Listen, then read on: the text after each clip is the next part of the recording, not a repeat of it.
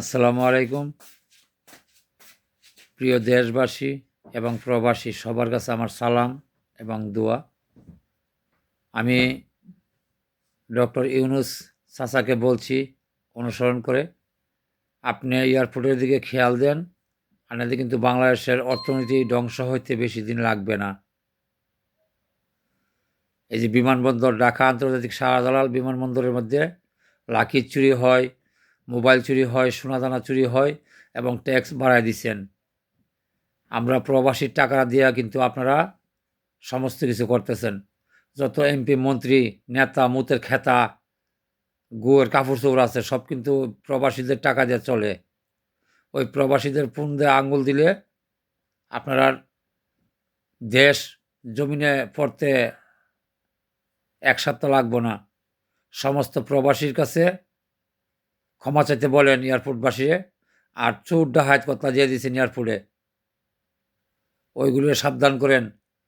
Doctor Yunus স্যারের কাছে আমার জরুরি আকুল আবেদন, প্রবাসীরা খেপে গেলে কিন্তু আপনার গদি থাকবো না, আপনার গদি না, শুধু একবারে বাংলাদেশ ধ্বংস হয়ে যাবে। শেখ হাসিনা থাকতে পারে নাই, তো আপনিও যে থাকতে পারবেন তাও আমার মনে হয় না। কারণ প্রবাসীরা হইল আমার বাংলাদেশের সম্পদ। প্রতিদিন কোটি কোটি ডলার আসে প্রবাসীদের বেতন, ওইগুলি না আসলে বাংলাদেশ অচল কানা হয়ে যাব। আর সমস্ত প্রবাসী ভাই বোন, মা বাবা, ছেলে মেয়ে যারা আছেন, সবার কাছে আমার আকুল আবেদন, আমার ভিডিওটা যার কাছে পৌঁছে সেই শেয়ার করবেন, যেন ডক্টর ইউনুস স্যার পর্যন্ত আমার ভিডিওটা গিয়ে পৌঁছে। বাংলাদেশে কিন্তু অর্থনীতি এমনি দুর্বল, যদি প্রবাসীরা রেমিটেন্স বন্ধ করে দেয় তাহলে বাংলাদেশ ধ্বংস। একটা কথাই বলবো, প্রবাসীরা মোবাইল একটা 10টা আনুক, আপনার সমস্যা কি? আপনার স্বর্ণ 100 ভরি আনুক, আপনার সমস্যা কি? আপনার বাবার টাকা কিনে আনে মোবাইল, আপনার বাবার টাকা কিনে আনে সোনা দানা, না মালপত্র আপনার বাবার টাকা কিনে আনে? আপনারা আইসে গেছে কি? আপনি চাকরি করার জন্য গোলাম, প্রবাসীদের গোলাম আপনারা। এয়ারপোর্টে কাজ করেন, কেন চুরি করেন? কেন লাগেজ হাতাহাতি করেন? কেন সোনা দানা রেখে দেন? কেন মোবাইল রেখে দিবেন? কেন আবার মোবাইলের কাগজপত্র লাগবো? এরা কি মাগনা আনে, না পায়ে আনে, না চুরি করে আনে? এরা বাপের টাকা দিয়া, নিজের রক্ত পানি কইরা এগুলি কিনে আনে। আপনাদের কিসের অহংকার?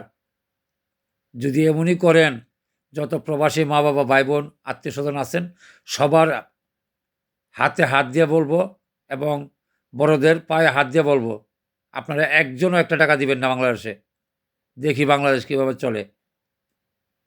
আমাদের টাকায় সমস্ত অর্থনীতি চলে এবং কোর্ট কাছারির যত আইন আদালত আছে সবার বেতন চলে। আমরা কেন অপদস্থ হব? আমরা ইজ্জত নাই? আমরা কি দেশেও অপমান হব, বাইরে প্রবাসে এসেও অপমান হব? এটার কারণ কি? আমি ডক্টর ইউনুস স্যারকে অনুসরণ করে বলছি, যেন এয়ারপোর্টের দিকে খেয়াল দেওয়া হয়, আর চোর ডাকাত জিডি আছে এটা যেন যাবজ্জীবন কারাদণ্ড দেওয়া হয়, এদিকে খেয়াল দেন। যাক, সবার প্রতি আমার দোয়া ও সালাম। আসসালামু আলাইকুম, সালাম রহমতুল্লাহ বারাকাতু।